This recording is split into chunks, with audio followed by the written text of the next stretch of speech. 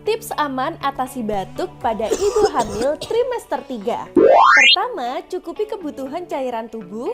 Saat batuk, Bumil dianjurkan untuk minum air putih hangat. Kedua, istirahat yang cukup. Nah, ketiga, jaga kualitas udara. Saat batuk, Bumil dianjurkan untuk menghindari asap rokok, debu, dan polusi. Keempat, konsumsi makanan sehat. Dianjurkan untuk memperbanyak konsumsi buah dan sayur untuk mendukung daya tahan tubuh kita.